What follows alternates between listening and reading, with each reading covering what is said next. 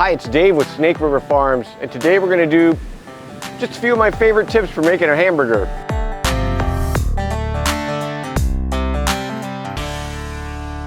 Now I know making burgers sounds super easy, but here's just some things to make your burger amazing.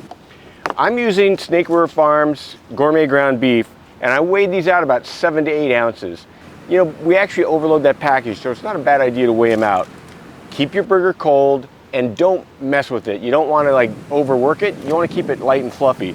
And shape them into patties that are going to be a little bit larger than buns. The other thing we're going to do is season it right before it goes on this grill.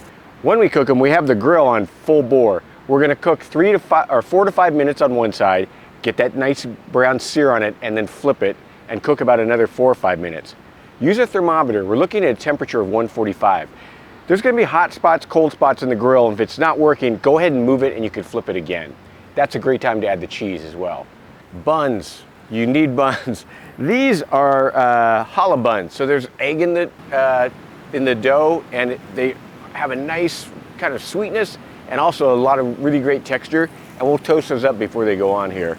Put a nice layer of mayo on, and that protects the bun from getting soggy. Put your iceberg lettuce on that, put your patty on, and then dress it the way you love it. I know it sounds simple, but you'll be surprised at the difference these little things make.